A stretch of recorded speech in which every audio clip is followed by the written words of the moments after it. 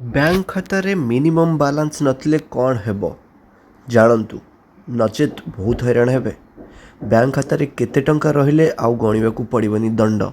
ଯଦି ଏକ ନିର୍ଦ୍ଦିଷ୍ଟ ସୀମା ତଳକୁ ଏହି ଟଙ୍କା ରୁହେ ତେବେ କ'ଣ ହେବ? ଆଜ୍ଞା ହଁ, ବ୍ୟାଙ୍କ ଖାତାରେ କେତେ ଟଙ୍କା ରହିଲେ ଆଉ ଗଣିବାକୁ ପଡ଼ିବନି ଦଣ୍ଡ। ଆସନ୍ତୁ ଜାଣିବା। ଯେଉଁମାନଙ୍କ ବ୍ୟାଙ୍କ ଆକାଉଣ୍ଟ ନାହିଁ ସେମାନେ ମଧ୍ୟ କୌଣସି ବ୍ୟାଙ୍କରେ ସେଭିଂ ଆକାଉଣ୍ଟ ଖୋଲିପାରିବେ। ଆଜ୍ଞା ହଁ, ଏହି ପରିପ୍ରେକ୍ଷୀରେ ଭାରତୀୟ ରିଜର୍ଭ ବ୍ୟାଙ୍କ 2014ରେ ସମସ୍ତ ବ୍ୟାଙ୍କକୁ ଏକ ସର୍କୁଲାର ପଠାଇଥିଲା, ଯେଉଁ ଗ୍ରାହକମାନେ ସର୍ବନିମ୍ନ ପରିମାଣରେ ରଖିବାରେ ବିଫଳ ହୁଅନ୍ତି ଏବଂ ଗ୍ରାହକଙ୍କ ପାଇଁ ଅସୁବିଧାର ସମ୍ମୁଖୀନ ହୁଅନ୍ତି ସେମାନଙ୍କ ଉପରେ ବ୍ୟାଙ୍କଗୁଡ଼ିକ ଦଣ୍ଡ ବିଧାନ କରିବାର ଅଧିକାର ଅଛି କି ଏହା ମଧ୍ୟ ବ୍ୟବହାର କରାଯିବା ଉଚିତ ନୁହେଁ ବୋଲି ବ୍ୟାଙ୍କ କହିଛି। ପ୍ରତ୍ୟେକ ବ୍ୟାଙ୍କ ଗ୍ରାହକଙ୍କୁ ସେମାନଙ୍କ ଆକାଉଣ୍ଟରେ ମିନିମମ୍ ବାଲାନ୍ସ ଅଛି ବୋଲି SMS, ଇମେଲ୍ କିମ୍ବା ଚିଠି ମାଧ୍ୟମରେ ଜଣାଇବାକୁ ପଡ଼ିବ। ଏହି ଅବଧି ଉଲ୍ଲଂଘନ କରୁଥିବା ଗ୍ରାହକଙ୍କ ଉପରେ କେବଳ ଜୋରିମାନା ଲାଗୁ କରାଯିବା ଉଚିତ ବୋଲି ରିଜର୍ଭ ବ୍ୟାଙ୍କ କହିଥିବାର ସୂଚନା ମିଳୁଛି।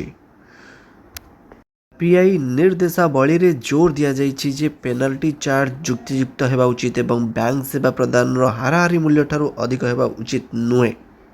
ଜୋରିମାନା ଦେୟ ଏକ ଯଥାର୍ଥ ଢଙ୍ଗରେ ପ୍ରଦାନ କରାଯିବା ଉଚିତ ବୋଲି RBI କହିଛି।